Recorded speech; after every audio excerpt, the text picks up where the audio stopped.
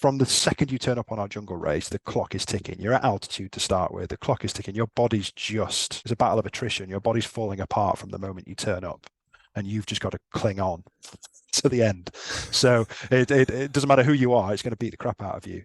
But I think in terms of like the most extreme environment, if you was just out in it, and let's say, even if you had all the right kit, each one will bring, of course, its own challenges. I think a lot of people would go downhill very quickly in the Arctic without, obviously right kit, but even if they did have right kit, if you make one simple mistake in the Arctic, you are done.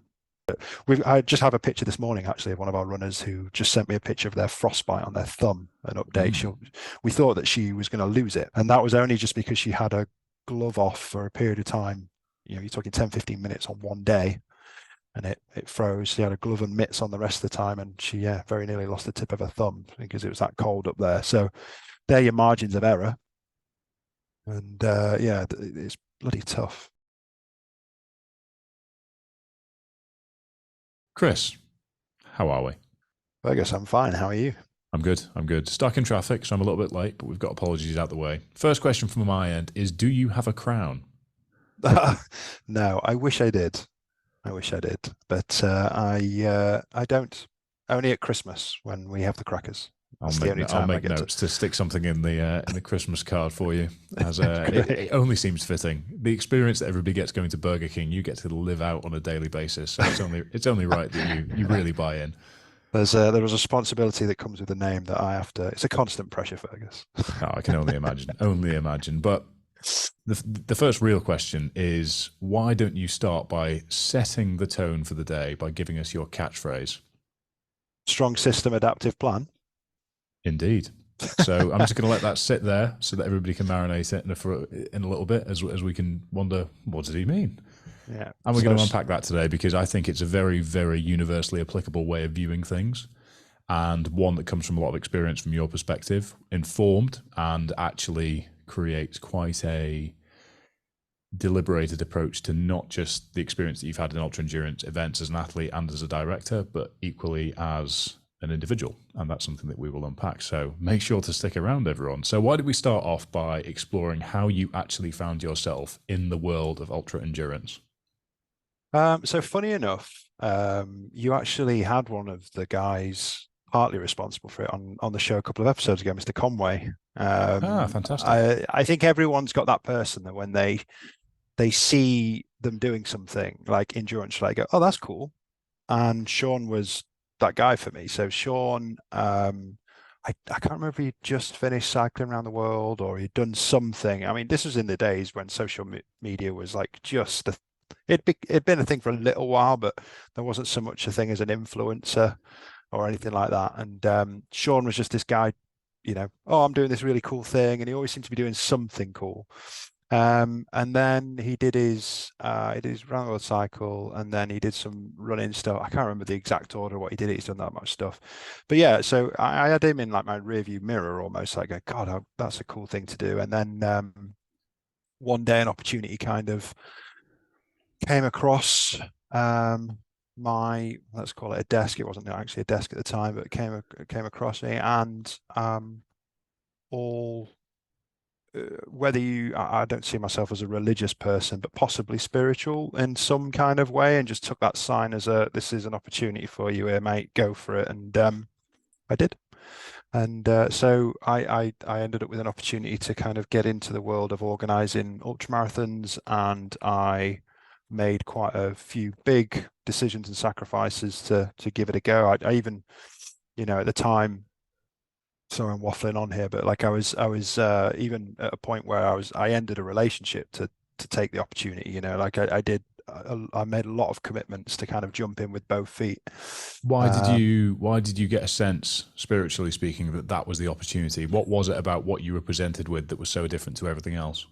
It came in two parts. I think I knew that I always thought like, oh, I'd love to do the kind of stuff that Sean does. Didn't really know how, and maybe this was this could be the how. It was just a part of my life where I wasn't unhappy, but I wasn't happy. I was kind of just settled, and I'd always had a life leading up to that point of moving around the world. I sofa surfed most of my life up until that point. Never really stayed in one place for too long, and just thought this is it. This could be the thing. Let's have a go at it. So um, just kind of went all in, and it's worked out, or working out.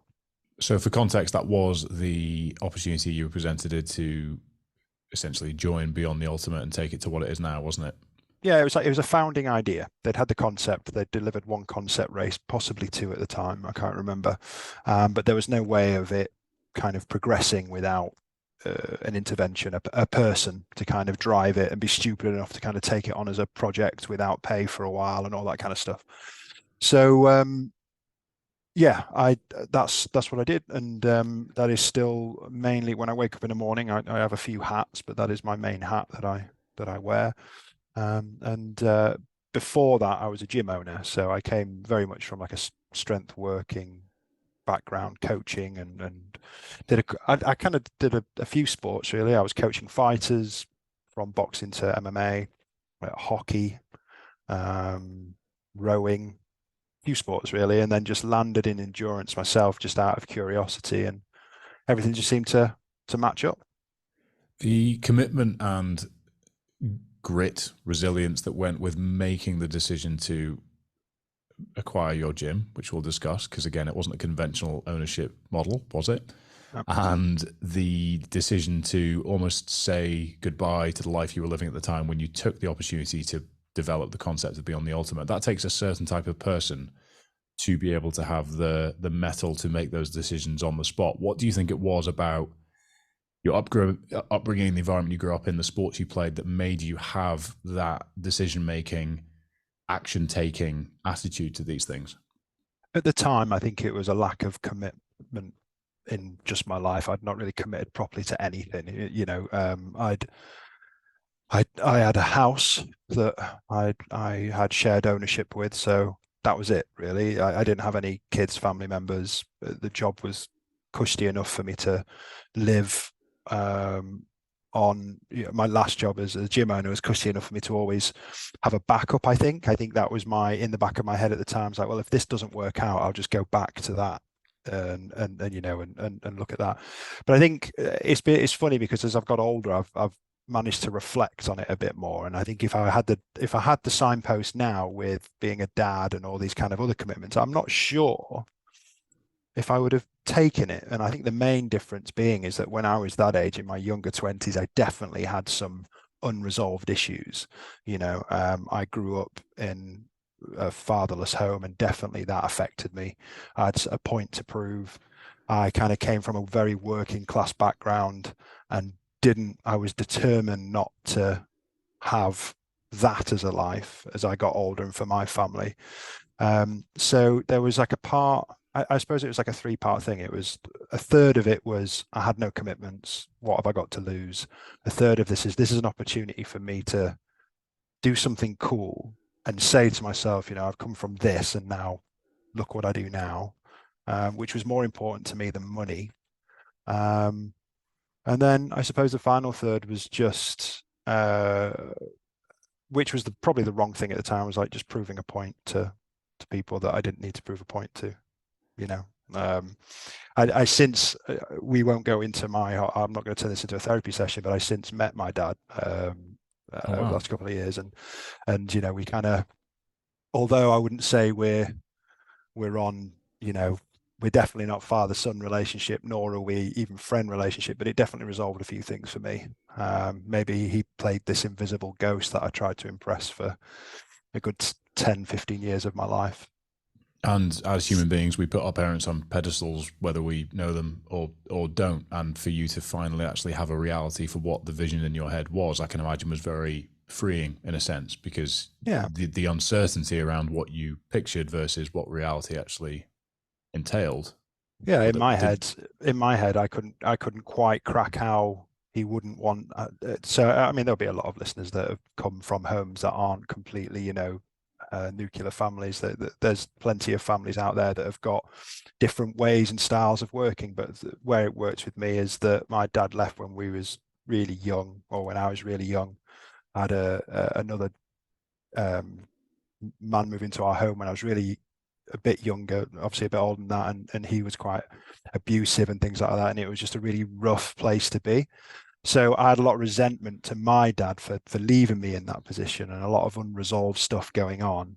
But as I've got older and I've met this guy, and you know what the weird thing is, the first time I met him, I wasn't really looking for a dad. I just wanted an answer. And the first thing he said was like, "Look, I'm going to be really honest with you. I just didn't want children, and you were unplanned, and I had this life, and I wanted this life, and I didn't want that, and this is who I am. I'm not that person." And the second it happened, poof, all this unresolved stuff kind of dropped off my shoulders, and I was like, oh, okay.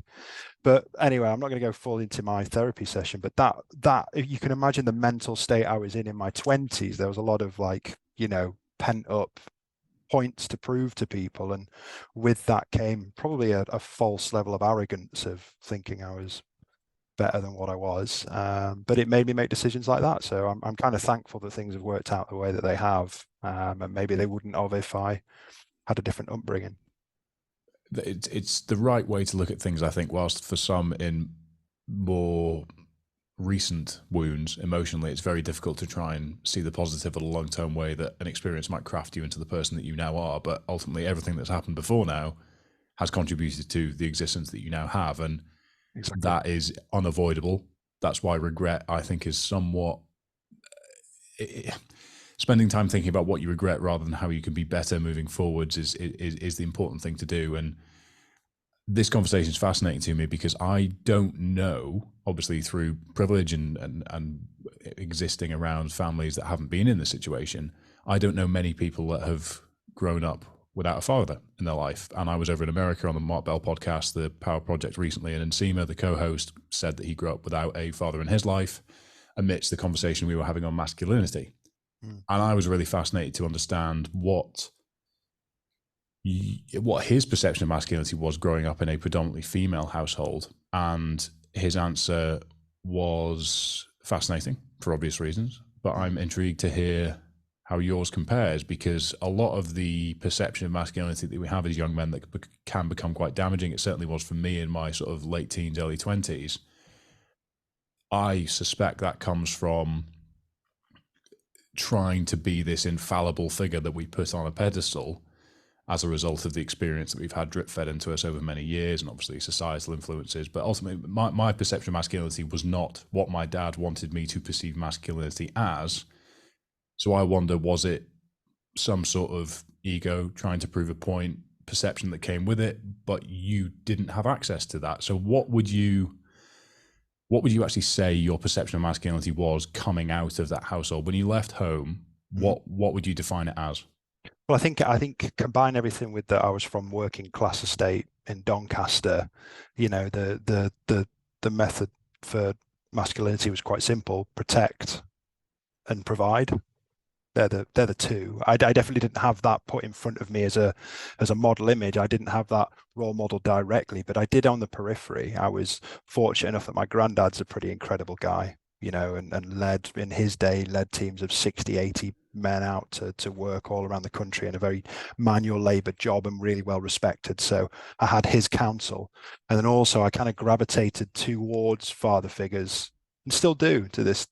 My shareholders are almost that in the business. It's no coincidence, I don't think, that all of my shareholders are in their 50s and blokes and quite mentory and wise in their ways. So I've always kind of gravitated towards people like that to kind of fill that void. But at the time of my 20s, it was, I'm okay. I don't need anyone. I don't need anything in particular. I'm fine. I'm fine. I'm fine. When now, as I've got older and I've become a dad, I think it's all about it's just trying to I will lie if I still don't have that part of me that has protect and provide. There was a moment in a child's play area a couple of weeks ago when a little kid pushed Ari in a playground, and there was like an internal rage in me that just wanted to throw that kid out the window. It's built in me still to protect and provide. When COVID hit and my business took a kick in, when I wasn't providing like I should, I felt like less of a man. There's no way about it. I felt like less of a man. It really bugged me. It still does to this day, that there was a period of time where I wasn't an equal, at least to my partner.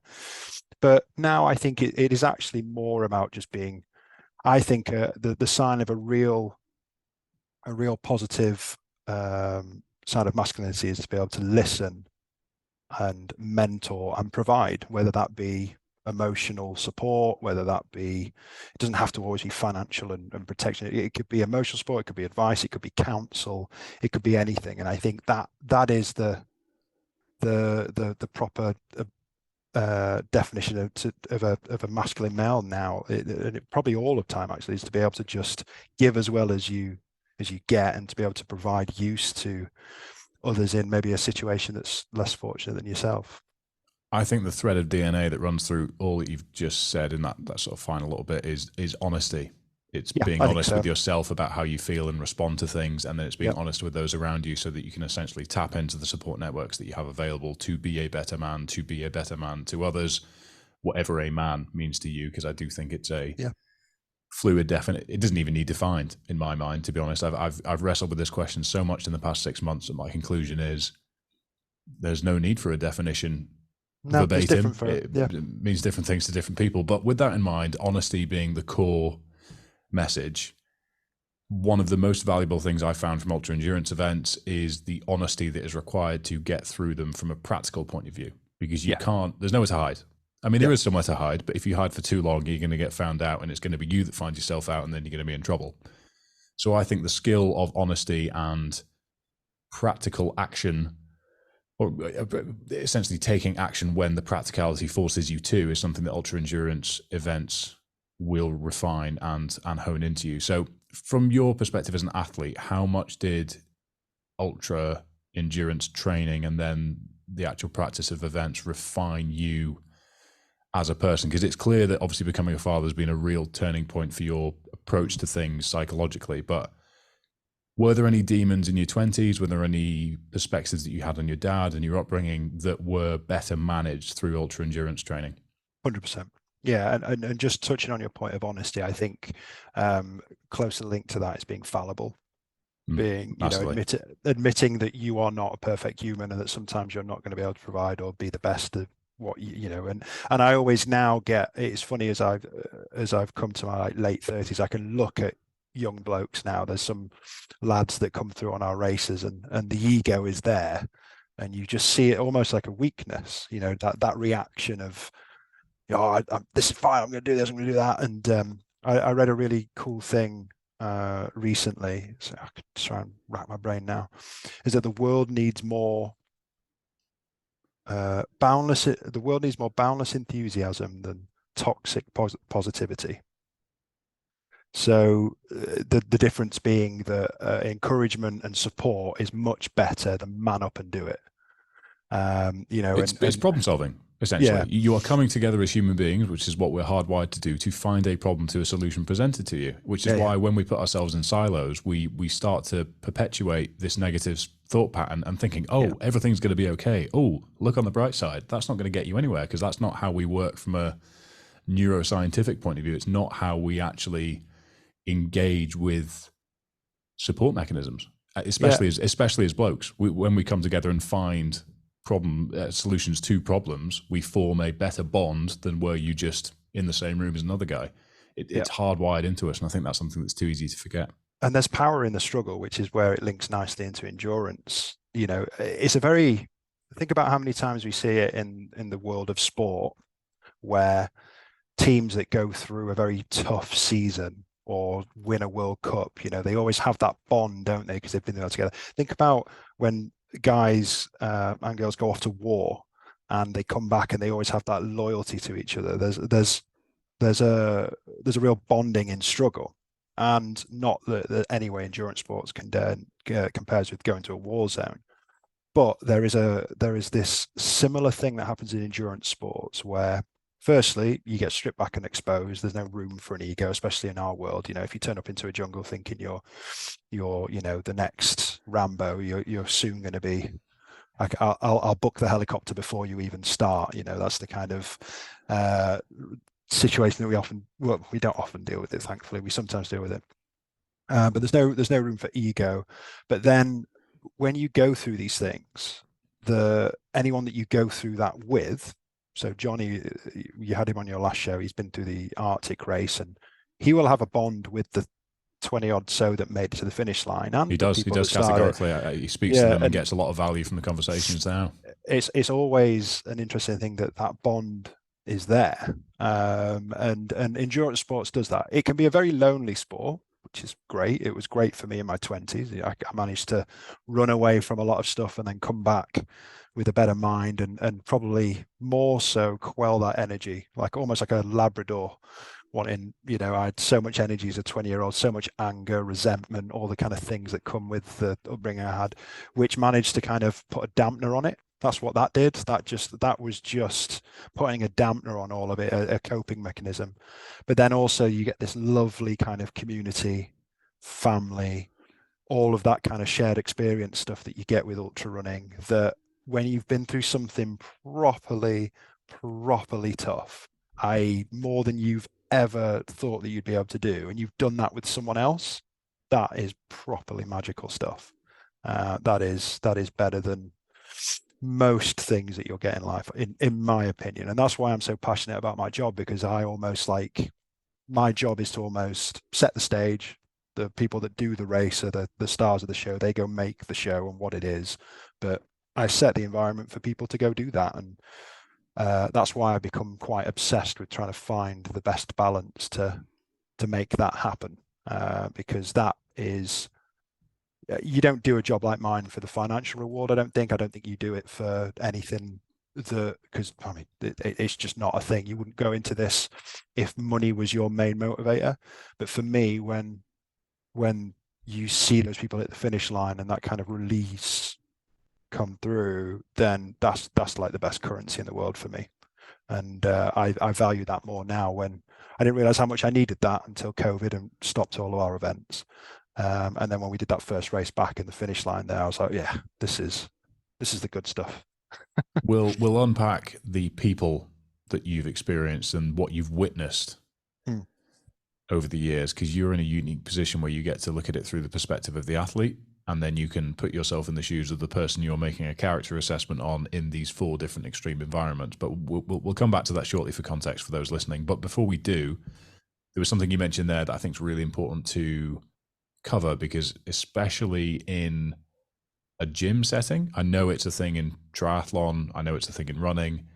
I see it most with Americans in gyms, not to point fingers, but I just pointed fingers. Sorry, everyone. You acknowledge running as a coping mechanism and not a solution. And I think that's very important, because there are so many examples I can think of the iron is my therapy, running is my therapy, my bike is my therapy, cold water swimming is my therapy. And I think that's a dangerous precedent to set, because it insinuates that the coping mechanism is the solution, when in reality it's exactly that. Is a coping mechanism. It's a way for you to get through the struggle, through the suffering, and that can allow you to free yourself up to find the solutions, but it is not the solution in and of itself. So with that in mind, given that you, as far as I can tell, are in the same camp, how did you actually find the solutions to these demons that you were battling through that anger, through that resentment, amidst the space that you created through the coping mechanism of ultra endurance? I'm smiling because that question just hits a point with me so much, because that's pretty much, I'm coming out the other side of that. So, running was my therapy, and working in running was my therapy. And it's just not sustainable, especially because I found solutions to a lot of my problems. I resolved the issue with my dad. There was some other stuff going on. There's been stresses in my life that were resolved. I've become a father, and my priorities have changed. And all of a sudden, it's like, oh God, do I need to run? I don't know if I do. And I was in this weird, but I like to run. Oh, I'm getting worse at running. Oh no, I can't run anymore. I'm a fraud. And oh no. And I had all these dreams to be this athlete, and I haven't got my motivation to do it anymore. I haven't got my demon to motivate me. And then all of a sudden I kind of just thought, I need to sort this out. This isn't right. It isn't. I've solved the problems, which is the good thing. what do I do with this thing that I love now? So I've had to change my relationship with running, and now I go out just because I want to. It sounds crazy, doesn't it? But like I go out because I want to, and I spent most of my early athlete years liking running, but not really going out because I wanted to, because I needed to. Now it's just because it's good fun, and I want to be the only influencer I want to be is to my family and child. I just want to be the cool dad. That would be a great thing for me. So I'm in this position now where I'm just coming back to it, but I feel, although my body is nowhere near what it was when I was the angry athlete, let's call it, my mind is so much sharper now. So I'm just excited to get that consistency in my training and get to a point where I can tap into that when I need it. I'll definitely need to tap into that older stuff.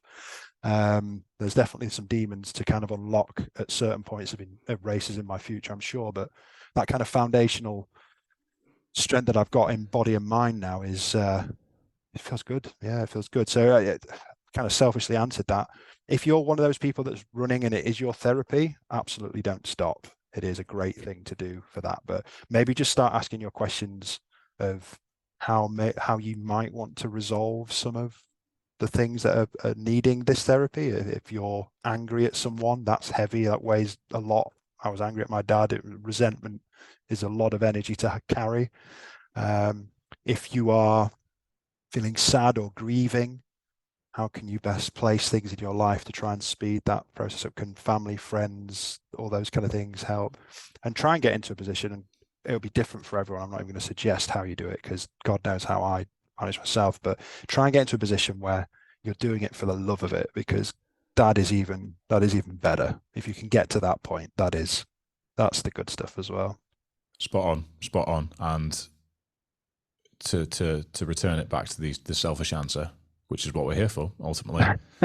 Do you see any of yourself in these younger people that you get coming to the races and you make an immediate assessment on? Do you still see part of yourself in them? It makes me sound like a really old man, doesn't it? Oh, I see myself, that kind of thing. I'm definitely not that old, but I'm in a position where I am seeing it. Even now, I see a few things, and just and rather than telling people what I think, I've learned this from being around great mentors. It's a very good mentor trick, this. But rather than telling people what I think, just asking a question that might help them get to their answer. So if I had it the other day with it was happened to be a young girl rather than a young boy, but she was I'm this person, I'm this person, I'm this person, very big point to prove. And I just asked, do you think anyone here shows any less respect to you for not getting the result here? She didn't finish the race. Do you think anyone here thinks any less of you? No, we're all together. It's just the result that's changed. So how do you think you can become less pinned on the result and more on the process? And nothing, it didn't go in at the time, but all you can hope as a mentor role, I suppose, is just that something sinks in, and some months or years down the line, she'll go, yeah, I might just look at the process and the journey rather than the outcome, and pin everything on that. The process v outcome piece is something that I bleed. Essentially, that is my whole thing. And where I find friction with people online is those that aren't in that situation. Because essentially I have people that are runners or triathletes or very, very, very strong.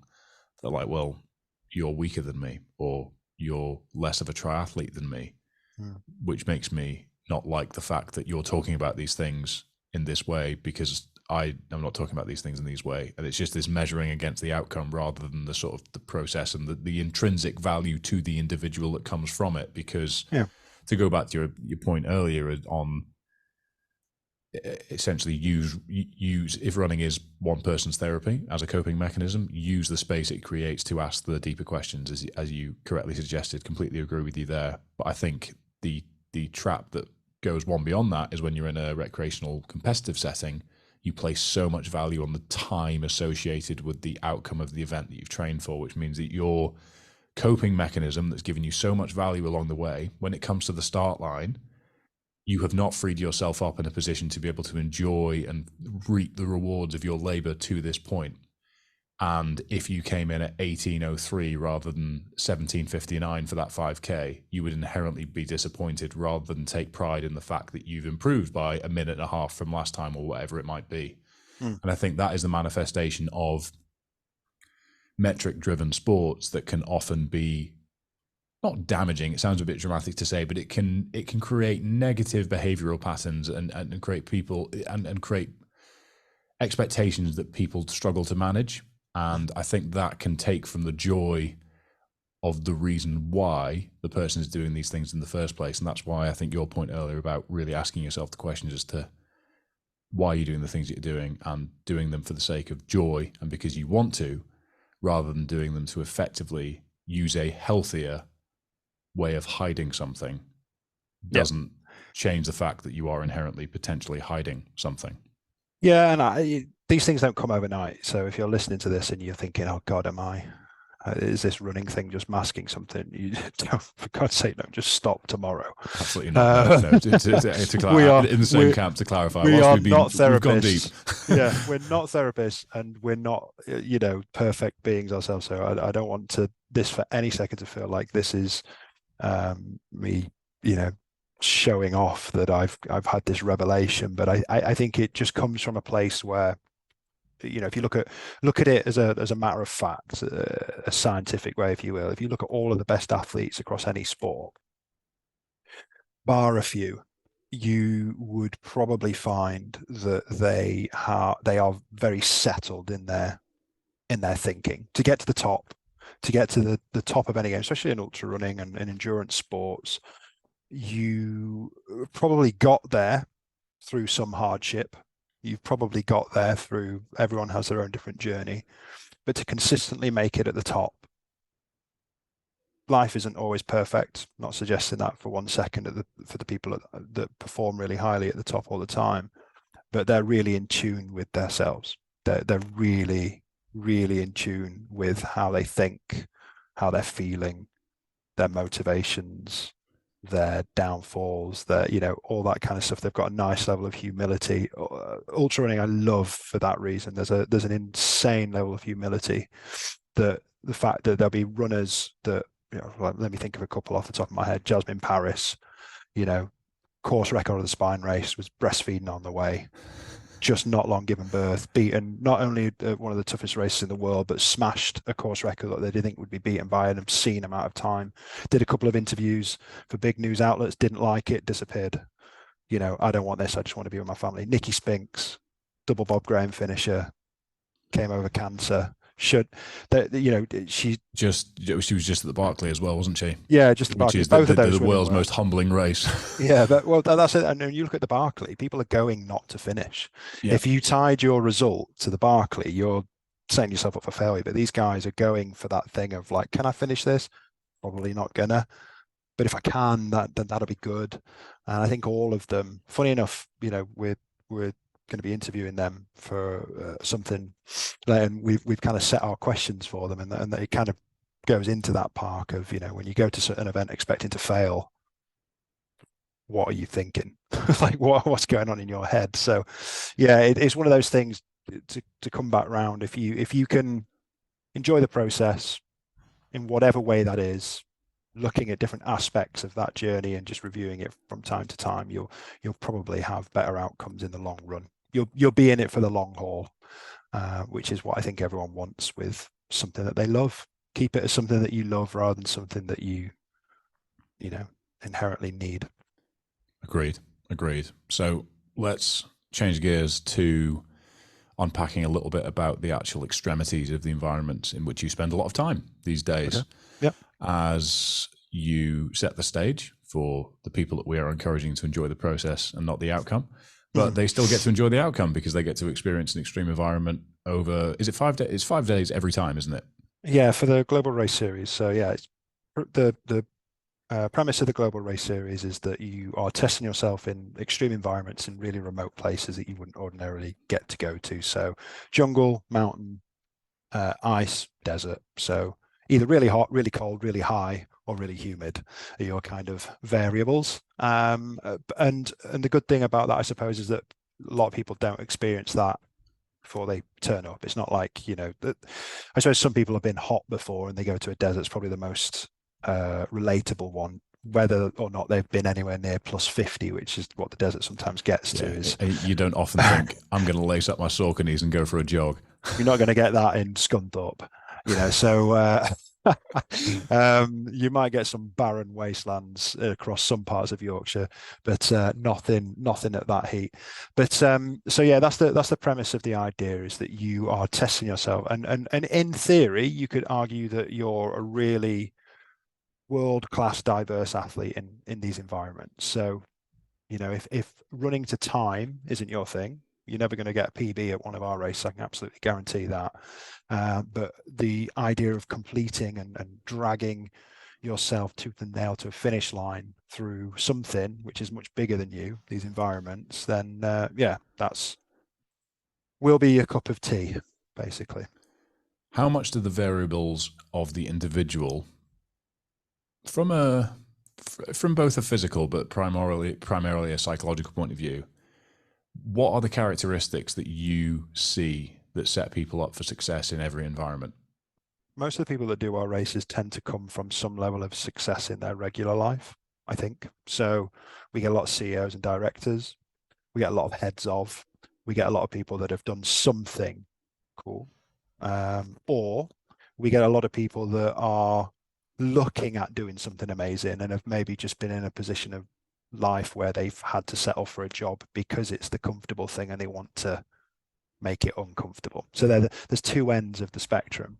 But so people are coming to challenge themselves and look for that thing that excites them, whether they've got a bit of dreariness in their regular life and just want something to really, really get them excited, or on the other end of the scale is they probably have quite an exciting life, but they've completed their initial task, whether that be business or their family's grown up, and now they're looking for that next project to sink their teeth into. So they're coming to the start line with something to prove to themselves, and as long as they can look at the training cycle to prepare for that in a positive, constructive way, most people will. Your chances of success are high. There is an element of luck in these things, as always. You can just be unlucky on the day. But my dream is that one day we get 100% completion rate, because that'll make me really happy. However, on a business side and on a challenge side, you want to make something that fundamentally is tough to do. People aren't going to finish. So finding that balance is my job, I suppose, and it'll always be changed. And the weather, Mother Nature often decides that for us. Like Johnny who did the ice recently, he had one day of insane weather. If he had 5 days of that, I could imagine there'd only be about 4 or 5 that finishes. So, if any at all. So Mother Nature is always going to decide for us on what the course for the day is going to be. If you had to pick one, which would you say is the harshest environment for a human to operate in? Jungle, I think. Okay. Mainly, no, I suppose our jungle races, and the reason I say that is because on the Arctic and in the desert and in the mountain, you have some respite when you finish your stage. So you're in a teepee for the first night in the Arctic, but you do get to go to a warmer cabin as long as you keep the fire on as a team. That's warmer, some shelter. So it doesn't matter how harsh the conditions are outside, you get some level of recovery, albeit being pretty rubbish. Same with the desert. You can get into a tent in the evening, but in the jungle, you're in a hammock. And you can't really escape that humidity and the noise and the rain and the mud. So there's from the second you turn up on our jungle race, the clock is ticking. You're at altitude to start with. The clock is ticking. Your body's it's a battle of attrition. Your body's falling apart from the moment you turn up, and you've just got to cling on to the end. So it doesn't matter who you are, it's going to beat the crap out of you. But I think in terms of like the most extreme environment, if you was just out in it, and let's say, even if you had all the right kit, each one that will bring, of course, its own challenges. I think a lot of people would go downhill very quickly in the Arctic without, you know, obviously right kit, but even if they did have right kit, if you make one simple mistake in the Arctic, you are done. Like not even, not even. I just have a picture this morning actually of one of our runners who just sent me a picture of their frostbite on their thumb, an update. We thought that she was going to lose it, and that was only just because she had a glove off for a period of time. You know, you're talking 10, 15 minutes on one day, and it froze. She had a glove and mitts on the rest of the time, and she very nearly lost the tip of her thumb because it was that cold up there. So they're your margins of error, and it's bloody tough when it's cold constantly.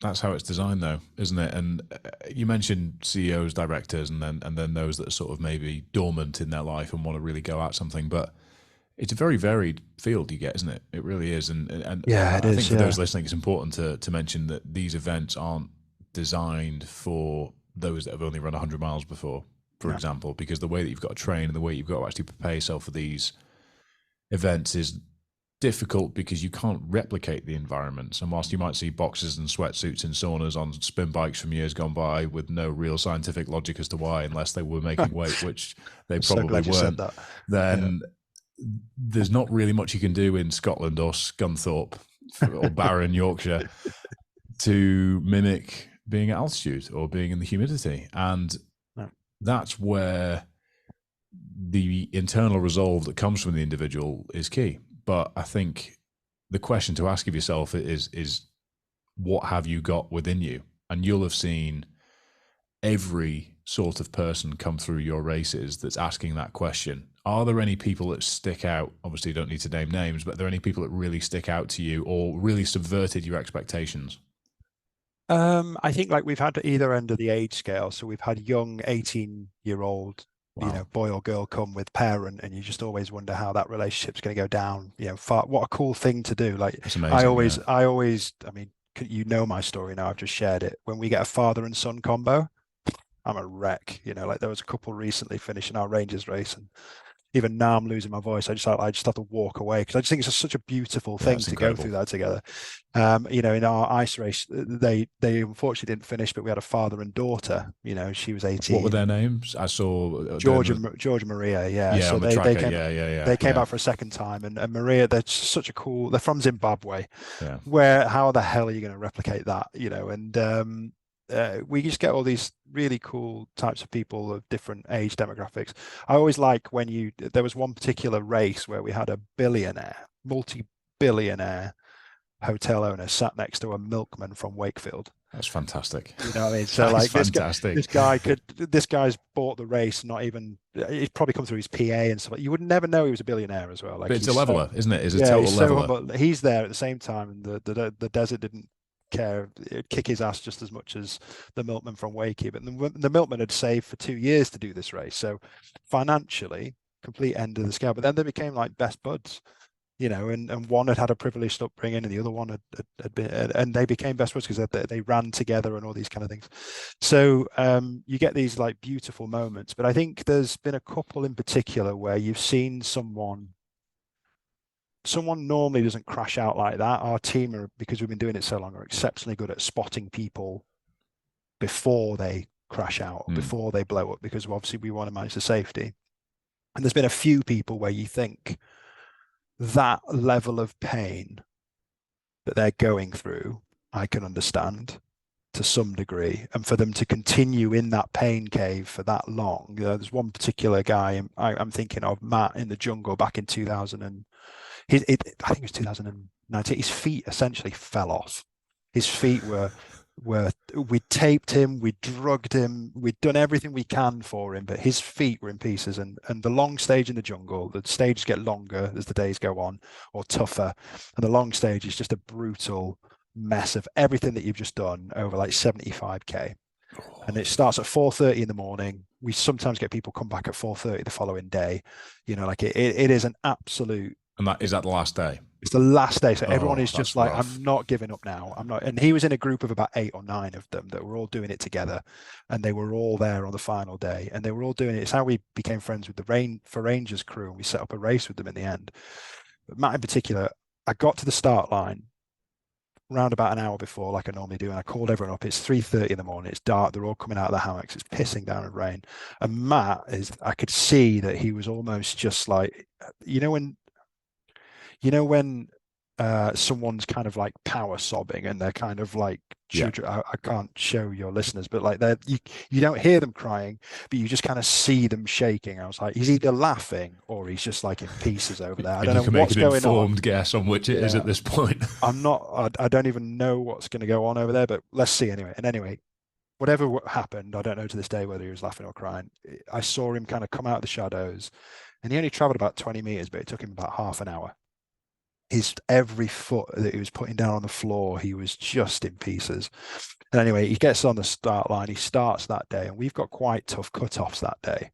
So I just radioed ahead to the team and said, "Look, Matt's not going to make it. Have the vehicle ready at checkpoint one."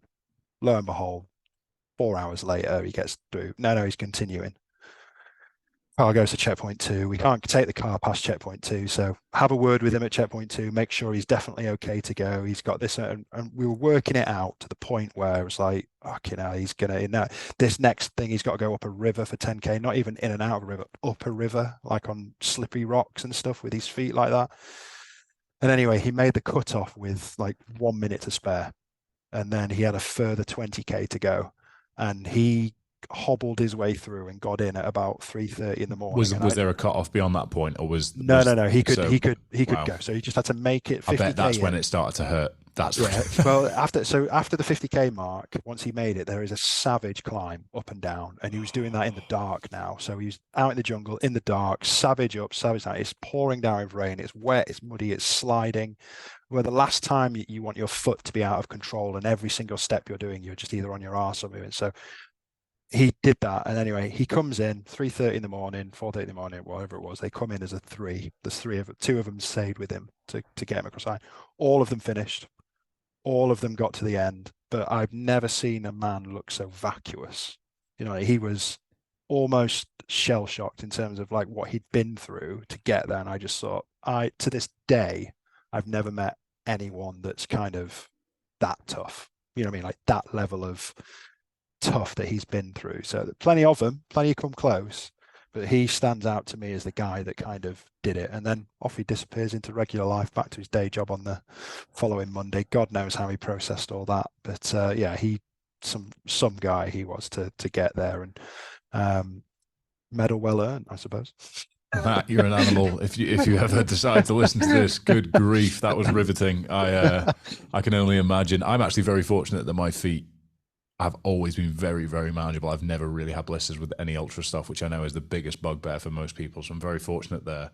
But when I have had issues with my feet, it does get bad fast. He wasn't just blisters. He was tendons. Yeah, his was tendons. Everything was gone. Like his feet were just like trotters by the end of it. It was gross. So, but no, like to be in that amount of pain for that amount of time, and to have that much resolve and get the result, like a minute in a 50K of that kind of duration in that terrain is like finishing, you know, a second before the world record.